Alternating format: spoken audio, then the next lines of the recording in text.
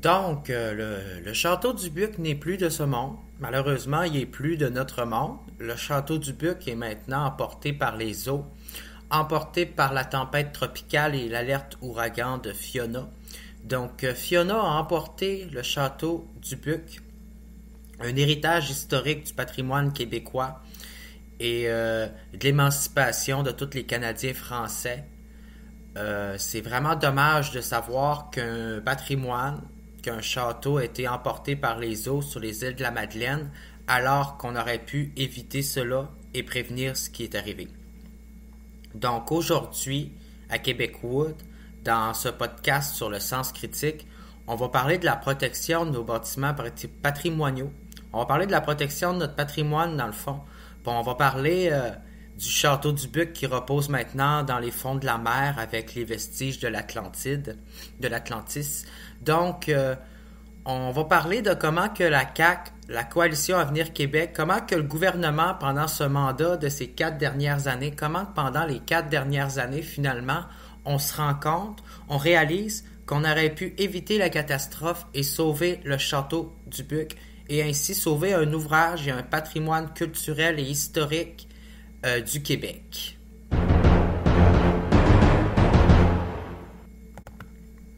Donc, si on continue comme ça et qu'on place si peu de valorisation, de mobilisation et de ressources pour prévenir la détérioration de notre patrimoine culturel et architectural au Québec, bien, j'ai bien peur de vous dire que malheureusement, on se dirige vers un mur.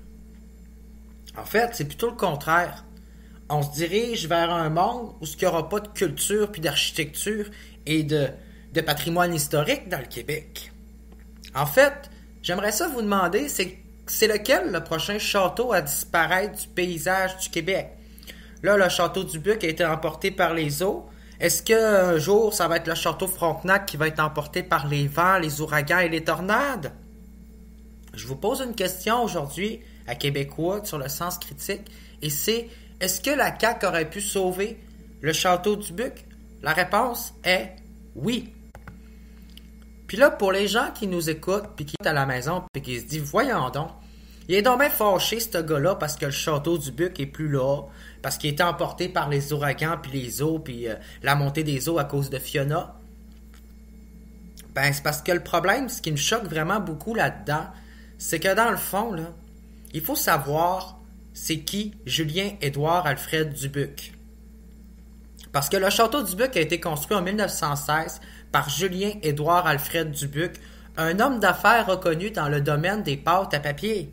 Monsieur Dubuc a été un personnage très important dans le développement du Saguenay-Lac-Saint-Jean, de Chandler, mais aussi dans le développement économique et industriel. En fait, pour les gens qui l'ignorent, en fait, c'est l'une des premières entreprises canadiennes-françaises, une multinationale qui a créé. C'est l'héritage, finalement, de la première entreprise canadienne-française multinationale qui vient de disparaître dans les changements climatiques. Donc, j'aimerais ça demander à tous les gens de la droite qui renient les changements climatiques, qui disent que c'est pas grave, que c'est pas important, que le plus important, c'est le développement économique aux détériorations de tout notre climat puis de toutes les conséquences qu'on peut y vivre dans les changements d'aujourd'hui. Donc, lorsque le climat emporte vos héritages commerciaux et industriels et un exemple d'économie et du travail, il faut-tu commencer en tout cas du moins à se poser des questions sérieuses? Parce que faute d'inaction, là, le château du Buc a été emporté par les eaux puis par un ouragan. Mais ce qu'on apprend, c'est qu'avant 2018, il aurait pu être sauvé avec l'élection de la CAQ, de la Coalition Avenir Québec, qui malheureusement n'a pas sauvé le château du Buc et le patrimoine du Québec des catastrophes naturelles dues aux conséquences des changements climatiques.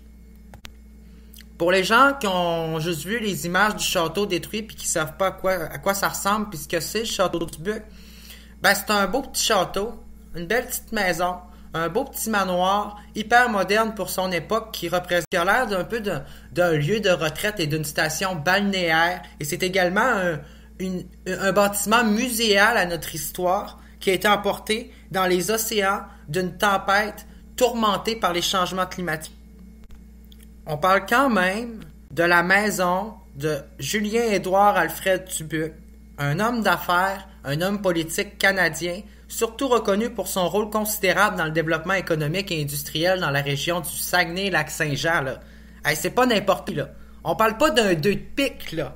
On parle pas de la maison de quelqu'un qui a rien fait pour nos générations futures puis qui a pas développé la société. On parle de quelqu'un qui a développé ma région sur le principe de la pâte à papier, puis de la pulperie, puis d'une économie qui est devenue multinationale dans le monde, et ça par le travail des Canadiens français à une époque où ce que les Canadiens français étaient si peu reconnus et mis à l'ouvrage dans la société.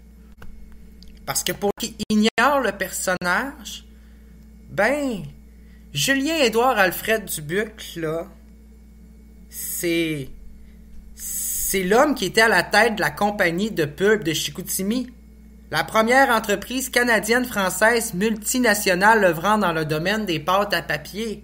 C'était un ardent défenseur de l'émancipation économique des Canadiens français.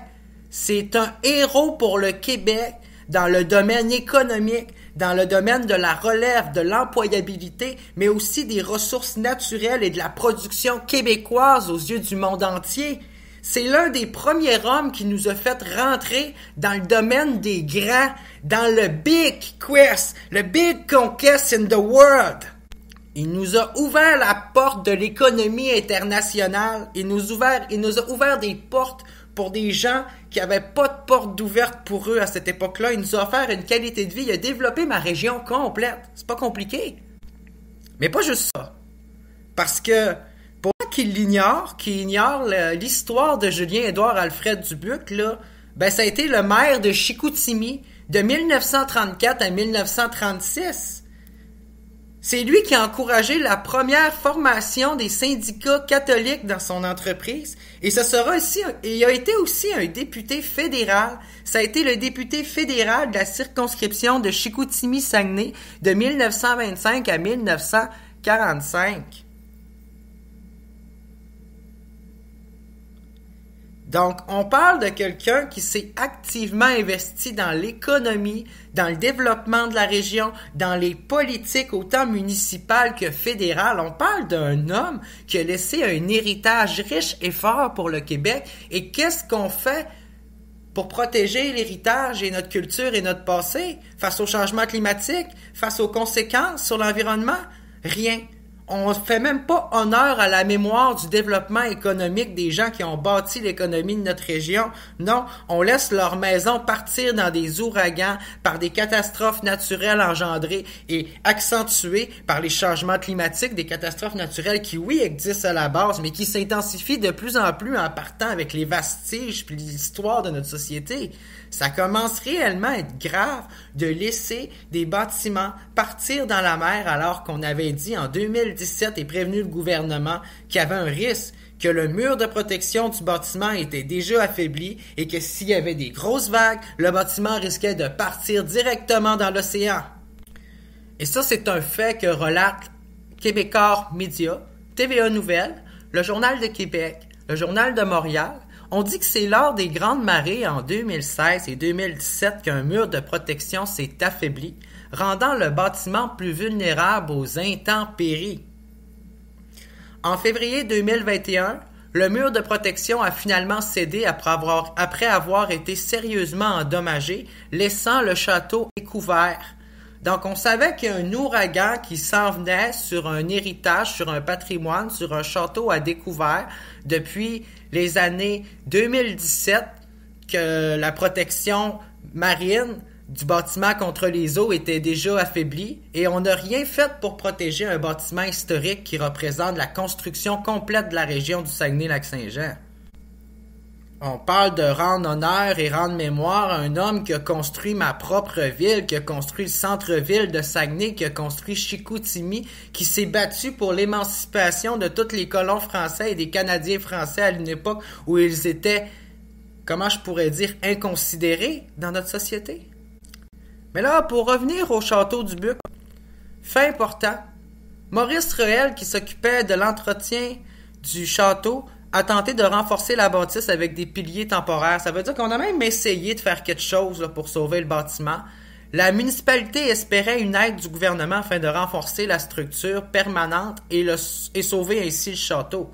Donc, on espérait que le gouvernement intervienne pour renforcer la structure de façon permanente. On essayait, comme on dit, de colmater les fuites, de réparer du mieux qu'on pouvait, de patcher le problème en attendant une aide du gouvernement pendant les 4 dernières années où on a vu la détérioration du mur de protection du château du Buc, qui était une maison, un peu finalement un héritage. Probablement la maison que s'est payée un grand homme d'affaires et politique, s'est payé une belle maison avec le travail qu'il a fait et tout le fruit de son travail pour justement prendre sa retraite et avoir un endroit de plaisance et un endroit de repos. Et nous, ce qu'on fait, c'est au lieu d'offrir du repos aux Québécois puis d'offrir une maison qui représente l'accomplissement et le travail d'un Canadien français qui s'est battu pour l'émancipation de nos droits, nous, ce qu'on fait, c'est qu'on protège pas ça puis qu'on laisse ça partir dans l'océan. C'est pas grave. Bye bye, on donne ça à Terre-Neuve, va-t'en dans le fond des eaux marines, aquamarines, il n'y en a pas de problème. Notre culture au Québec, on est prêt à la laisser se faire emporter sous les eaux. Moi, j'aimerais ça savoir si le gouvernement actuel est conscient de son erreur, puis comment le gouvernement va réparer son erreur en lutte au changement climatique lorsqu'on sait que le château du Buc aurait pu être sauvé pendant ces 4 dernières années d'inaction et que le désastre était prévisible et évitable finalement. Là, il reste des miettes d'un château pour lequel on a perdu les vestiges historiques. Donc, il reste un futur incertain. Après le passage de l'ouragan Fiona, samedi, le bâtiment n'est plus qu'un amas de ruines presque impossible à rebâtir. Reste à savoir si le château du Buc renaîtra de ses cendres, de ses miettes du moins, de sa pourriture, pour préserver le patrimoine de Chandler. Mais là, on parle de Chandler, mais moi je dirais aussi de Québec puis du Saguenay-Lac-Saint-Jean. Est-ce que la municipalité va tourner cette page de son histoire? Si la municipalité elle est prête à tourner cette page de son histoire, moi je suis pas prêt à tourner une page de mon histoire là-dessus. Je veux dire, Julien-Édouard Dubuc, c'est un homme de Sherbrooke qui est venu faire carrière à Chicoutimi. Il vivait des difficultés économiques très difficiles sur la rue Wellington dans le centre-ville de Sherbrooke. C'est pour ça qu'il est venu dans notre région avec une intention d'aider les Canadiens francophones et avec des aspirations économiques fortes et durables et des croyances fortes pour notre région en matière de droits économiques, de liberté sociale et d'accomplissement.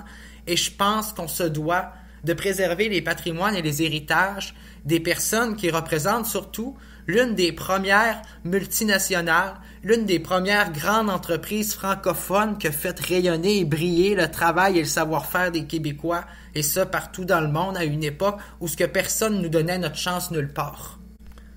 Comme on dit dans Toujours bien que tu commences à quelque part, Julien-Édouard Alfred Dubuc, lui, qui a été maire de Chicoutimi, il l'a compris à quelque part. C'est pour ça qu'il est venu ici puis qu'il a développé notre région. Puis aujourd'hui, ce qu'on a, c'est en bonne partie grâce et à cause de lui. Donc, est-ce qu'on devrait laisser sa maison partir dans les eaux ou est-ce qu'on devrait la reconstruire? Quitte à la reconstruire, est-ce qu'on devrait la reconstruire sur une terre qui ne sera pas inondable cette fois-là, mais qui offre un aussi beau paysage et une aussi belle vue sur les îles de la Madeleine? Moi, personnellement, je pense que la Gaspésie, puis que le Saguenay-Lac-Saint-Jean, puis que la Basse et la Haute-Côte-Nord méritent mieux en termes de protection du patrimoine. On va-tu attendre que le château Frontenac parte au vent? On va-tu attendre qu'un autre château disparaisse dans la mer ou dans les conséquences des changements climatiques avant de réagir?